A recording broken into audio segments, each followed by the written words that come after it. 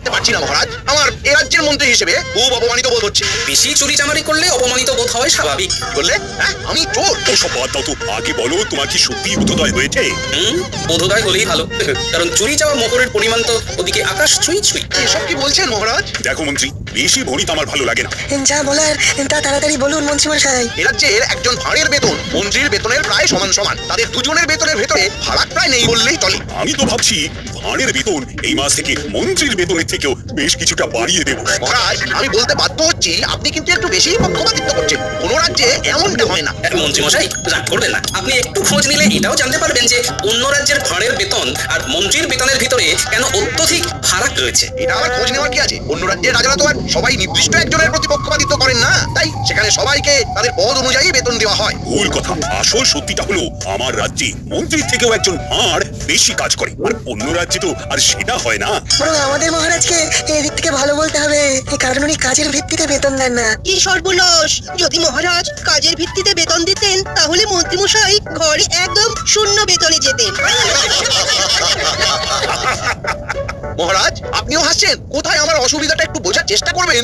দেখুন মন্ত্রী মশাই, আপনি না। থামো গোপাল থামো, তোমার ওই মাথা ভর্তি টাক আর হাতির মতো। মন্ত্রী তোমার এতবার বেড়েছে, নিজে একজন সভাসদ হয়ে আরেক সভাসদের চেহারা নিয়ে ব্যঙ্গ করছো। ছি, ছি, ছি, না না না না না, এসব আমি একদম বরদাস্ত করবো না। বেরিয়ে যাও, বেরিয়ে যাও আমার সভা থেকে, যাও যাও। মহারাজ মহারাজ আমার কথাটা একবার শুনুন মহারাজ। না না, আমার আর কিচ্ছু শোনার নেই মন্ত্রী। তোমার মন কুমানসিকতায় পড়ে গেছে, তোমার শুদ্ধাচারের প্রয়োজন। তুমি যদি নিজেকে এই ধরনের মনোবৃত্তি থেকে শুধরে নিতে পারো তাহলেই আবার এই রাজসভায় ফিরো, না হলে নয়। আমার মাফ করে দিন মহারাজ, এমনটা আর হবে না। ওই যে বললাম, নিজেকে পাল্টাতে পারলে ফিরেস। তুমি এক কাজ করো, তীর্থে যাও, মনকে শুদ্ধ করো, তারপর ফিরো। আর হ্যাঁ, অশুদ্ধ মন নিয়ে শুদ্ধতার ভান করে এই রাজ্যে প্রবেশের পর যদি কোনো বাজে কাজে ধরা পড়ো তাহলে মনে রেখো তখনই রাজ্য থেকে সোজা বার করে দেবো। যাও যাও, এক্ষুনি বেরিয়ে যাও।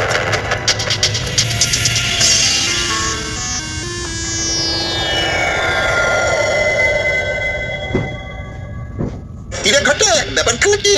মন্ত্রীমশাই আমাদের ডেকে নিজে যেমন উদাস হয়ে বসে কবি টবি হবে নাকি? আমার মনটা খুব খারাপ রে, তার সাথে বেশ রাগও হচ্ছে। কার উপরে? আরে গোপালের চেহারাটা যে হাতির মতো, সেটা বলতেই মহারাজ গেলেন চটে। আমায় সব সভাসদদের সামনে তাড়িয়ে দিয়ে বললেন মনকে শুদ্ধ করে ফিরতে। ওই দুজনকে আমায় জব্দ করতেই হবে। বুঝেছি বুঝেছি, তাই আমাদের ডেকেছেন, তাই তো? সবই তো বুঝিস, সব কথা কি আর মুখে বলতে হয়? কিছু একটা পরিকল্পনা কর।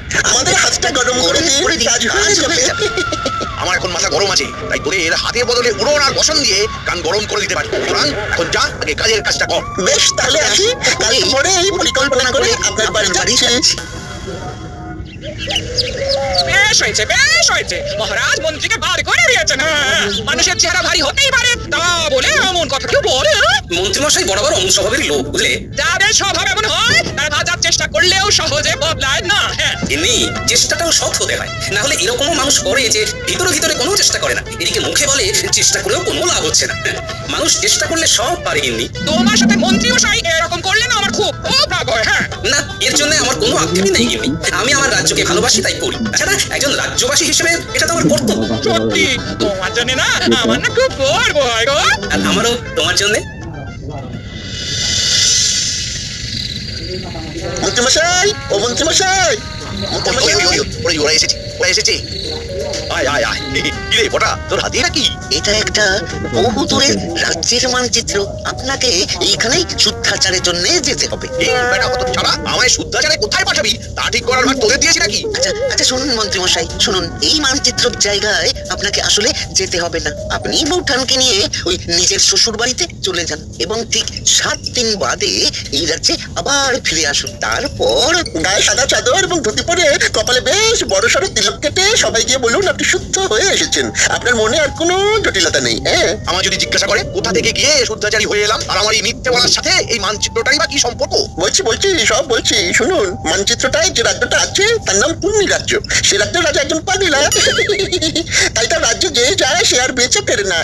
তাই আপনি যেদিন রাজসভায় যাবেন সেই দিন হাতে করে ওই মানচিত্রটা নিয়ে যাবেন এবং সবাইকে বলবেন এই রাজ্যে একজন গুরু থাকেন, তার সান্নিধ্যে গিয়েই আপনার এমন আমূল পরিবর্তন ঘটেছে। আর গুরুর নাম জিজ্ঞাসা করলে যাই হোক কিছু একটা ওই বানিয়ে বলে দেবেন, কেমন? আর বলবেন এই গুরু স্বয়ং কৈলাস পর্বত থেকে সাধনা করে ফিরেছেন। উনি সবার সব ধরনের পাপ গ্লানি মুছে মৃত্যুর পরে স্বর্গ লাভ করার পথ সুগম করে দেন। বলবেন বাবাজি মহারাজকে নিমন্ত্রণ করেছে বলবেন। আপনি এমন ভাবে কথাগুলো বলবেন যাতে ওই মহারাজ এবং গোপাল ওই জায়গায় যাওয়ার জন্য আগ্রহ প্রকাশ করে, আর একবার চলে গেলেই নিশ্চিত মৃত্যু। আর আমারও কেউ পথের কাঁটা থাকবে না। গোটা রাজ্যের আমি রাজা হব। বাহ বাহ বাহ বাহ রে বাহ বটা ঘোড়া। আমার সাথে বদমাশি করে করে তোরাও তো দারুণ পরিকল্পনা করতে শিখে গেছিস দেখছি। বাহ, এবার আমাদের মোহর দিন। পরিকল্পনা তো শুনেই নিলেন। এত তাড়াহুড়ো করিস কেন বলতো? বাইরে পরিকল্পনাটাও তো তাড়াহুড়ো করেই দিলাম, তার বেলায় একদম ঠিক। কাজ হবে, মোহর ছড়বে, এইটাই তো নীতি। দাঁড়া দাঁড়া দাঁড়া, আর বাজে বকিস না।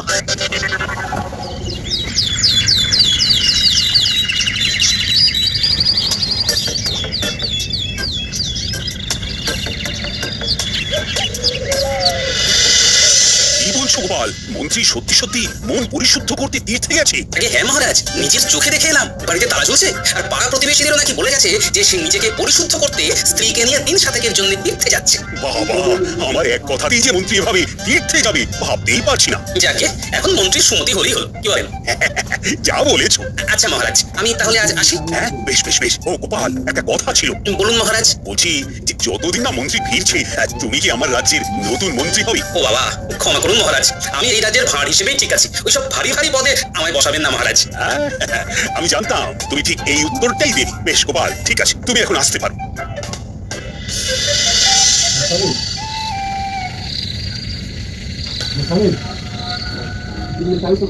মন্ত্রী মশাই, তার শ্বশুর বাড়ি কেমন ঘুরলেন? শ্বশুর বাড়ি গিয়ে কেমন শুদ্ধাচার করলেন বলুন। বাজে বকিস না, বাজে বকিস না। এই নিশুটি রাত্রে তোদের কথা মতো ছুটে ছুটে এলাম। এদিকটার কেমন পরিস্থিতি সেটা আগে বল শুনি। মহারাজ গোপালকে রাজ্যের নতুন মন্ত্রী করতে চেয়েছিলেন, কিন্তু গোপাল রাজি হয়নি। এই গোপালটা মহা বদমাস। ওকে এই রাজ্য থেকে না তাড়ানো পর্যন্ত আমার শান্তি নেই। কালকে থেকে সবাই গিয়ে আপনি তো আপনার ওই নতুন রূপ দেখাবেন। সবাই দেখবেন গোলে জল। সবাই ভাববে আমি আমার সব জটিলতা কুটিলতা ঝেড়ে একদম শুদ্ধ মনে তীর্থ থেকে ফিরে এসেছি। হ্যাঁ মন্ত্রী মশাই, এদিকে আপনার জন্য একেবারে সাদা বস্ত্র প্রস্তুত করে রেখেছি। সকাল হলে সেই বস্ত্র পরে কপালে তিলক কেটে সবাই যাবেন, কেমন তো? এবং বলবেন হরে হরে হরে হরে, এই নিমিত্ত মাত্রকে মাগো ক্ষমা করে দিও। আর মনে করে মানচিত্রটা কিন্তু নিয়ে যাবেন। মনে রাখবেন, ওইটাই কিন্তু মহারাজ এবং গোপালকে চিরতরে বিদায় দেওয়ার জন্য মূল অস্ত্র। আচ্ছা আচ্ছা আচ্ছা, বুঝেছি বুঝেছি। আমি এখন অতটাও বুড়ো হয়নি যে মানচিত্রের ব্যাপারটা বেমালুম ভুলে যাব।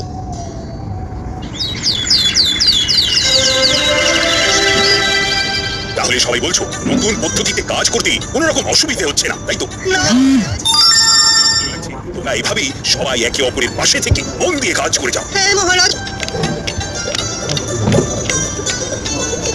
আরে মন্ত্রী মশাই, আপনি এমন বেশে, কিন্তু পুরো ভোল বদল। মন্ত্রী তুমি? কি বেশ বদল? শুধু আমার বেশ বদল হয়নি মহারাজ, গোটা আমিটাই বদলে গেছি। আমার এখন পৃথিবীর সব মোহমায়াই বড্ড মেকি মনে হচ্ছে। এখন আমার মন শুধু এইটাই বলতে চাইছে যে আমি নিজের মতো বাঁচতে চাই। আমি আমার মতো ভালো আছি, কারোর সাথে পাঁচি নেই। শান্তি শান্তি শান্তি। মন্ত্রী, ও মন্ত্রী, এ তোমার হলো কি?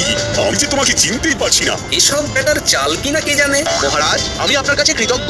ভাগ্যিস আপনি আমার মনকে শুদ্ধ করে তোলার জন্য তীর্থে যাওয়ার আদেশ দিয়েছিলেন। না হলে তো আমি আমার সকল পাপ ধুয়ে মুছে মৃত্যুর পর স্বর্গলাভ সুনিশ্চিত করতেই পারতাম না। মন্ত্রী মশাই, আপনার স্বর্গলাভ সুনিশ্চিত, এটা কি সত্যি? হ্যাঁ গোপাল, আমি তো আর আগের মতো নেই। আমি আমার সব পাপ ধুয়ে মুছে করেছি সাফ। তুমিও আমায় ক্ষমা করে দিও। এসো এসো, বরং তোমার পা ধরে ক্ষমা চাই। ভুল স্বীকার করতে এখন আর আমার কোনো দ্বিধা নেই গোপাল।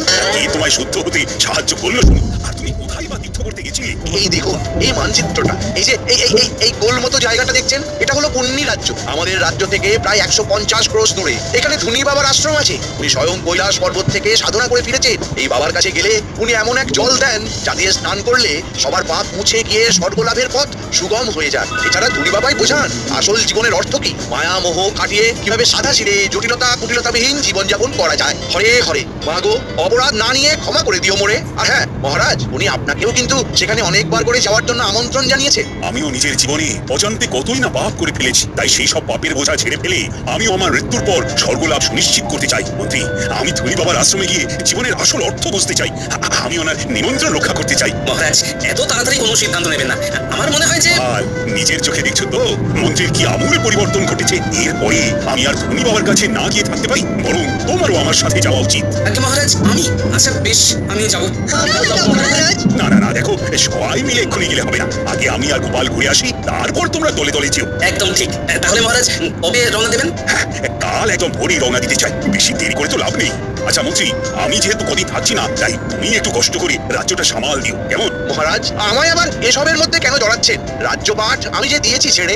এই কটা দিন একটু সামলে দাও মন্ত্রী, আমি কিছু শুনতে চাই না। বেশ মহারাজ, আপনি যখন বলছেন তখন তাই হোক। ও মন্ত্রী, আরেকটা কথা, বাবার কাছে যাওয়ার জন্য কি কোনো রকম বিশেষ নিয়মপত্র আছে? মহারাজ, সমস্ত অহংকার ছেড়ে, রাজবেশ ছেড়ে, সৈন্য ছাড়া একদম আর পাঁচটা সাধারণ মানুষের মতো পায়ে হেঁটে যান, তাহলেই দেখবেন বাবা আপন করে নিয়েছেন। বুঝে গেছি, বুঝে গেছি।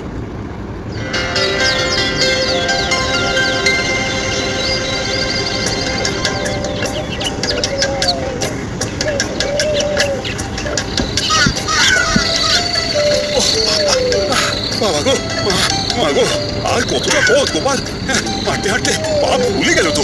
মহারাজ, বুঝতেই পারছি আপনার খুব কষ্ট হচ্ছে, কিন্তু আরেকটু কষ্ট করে ওই বট গাছটা পর্যন্ত তুলুন, তাহলে আপনি পুণ্যি রাজ্যে প্রবেশ করে ফেলবেন। ওই বট গাছটা থেকে শুরু হচ্ছে পুণ্যি রাজ্য। গোপাল, ও গোপাল, আজ রাত্রিটা থাকবো কোথায় বলো তো? ওই বট গাছের নিচেই কি কাটাতে হবে? হ্যাঁ মহারাজ, আপাতত তাই তো মনে হচ্ছে, কারণ ত্রিসীমানায় তো কোনো বাড়ি দেখছি না, আর মানচিত্র অনুযায়ী আমরা পুণ্যি রাজ্যে প্রবেশ করলেও বাবার আশ্রম আরো খানিকটা দূরে রয়েছে মহারাজ, যেখানে আপনি কাল সকালের আগে যেতে পারবেন না। বেশ, তাহলে গাছের নিচেই রাতটা কাটাই আর কি।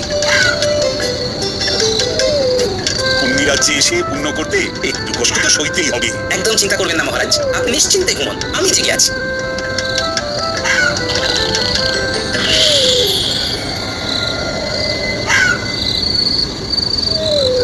মহারাজ তো ঘুমোচ্ছেন দেখছি, এদিকে ভোর হতেও খুব দেরি নেই, আমি বরং এই সুযোগে একটু ঘুমিয়ে নিই। এই গোবা, কি করবি বলছো? রাত তো শেষ হতে চললো, এখনো আমাদের ওই দুজনের মধ্যে কেউ একটাও চোর ধরতে পারলাম না। দেখাবা এরকম আমাদের পাগলা রাজার মতন কাউকে নিয়ম তৈরি করতে দেখেছিস? কি যে নিয়ম, প্রত্যেক প্রহরীকে কিনা বাধ্যতামূলক ভাবে প্রতি রাত্রে একটা করে চোর ধরতেই হবে। সত্যি আবার মস্ত খ্যাপা রাজা। আরে আরে ওই গোবা, ওই দেখ দুজন লোক বট গাছের নিচে শুয়ে, ওদেরকে ভিনদেশি চোর বানিয়ে ধরে নিয়ে যাবি। তাই করি চল, না হলে আমরা আপাতমস্তক পেটে মার খাবো। চল চল ভরি বেটাদের। এই কে কে কে তোমরা হাত মারছো কেন? আমরা কিছু করিনি, আমাদের হবে এখন, ছেড়ে দাও। চল বেটা চল, চোর সাজবি চল।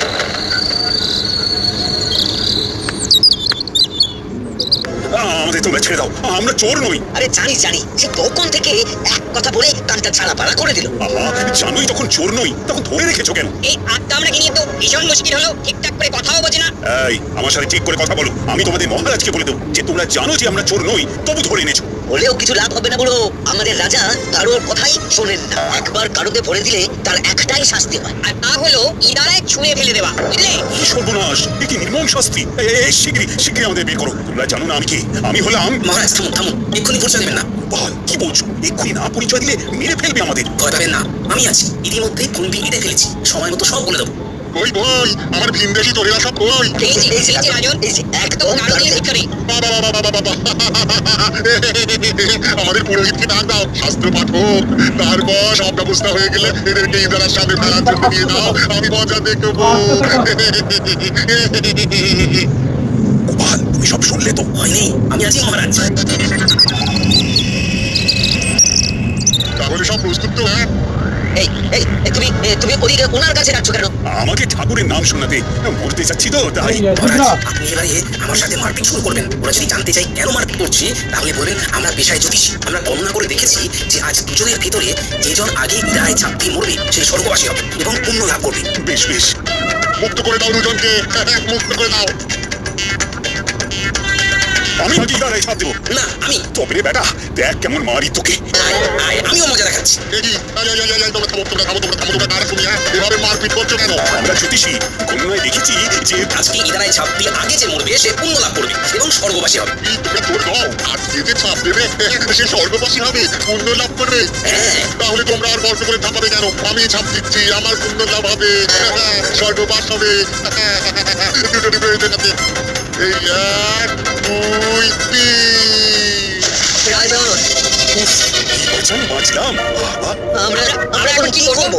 তোমরা শিগগির আগে ওনাকে তোলার ব্যবস্থা করো। আসলে আজকে এরকম কিছু ঘটবেই না, কারণ আমরা কেউ জ্যোতিষীও নই। উনি হলেন কৃষ্ণনগরের মহারাজ রাজা কৃষ্ণচন্দ্র, আর আমি হলাম গোপাল ভাঁড়। আমরা এখানে ধনী বাবার আশ্রমে যাবো বলে এসেছিলাম। কি ধনী বাবার আশ্রম? কিন্তু এখানে তো এইরকম কোনো আশ্রম নেই। ঠিক বলছো? হ্যাঁ, ও ঠিকই বলেছে। বেশ, বুঝে গেছি আসল ব্যাপারখানা কি। আমরা চললাম, তোমরা ওনাকে বাঁচাও।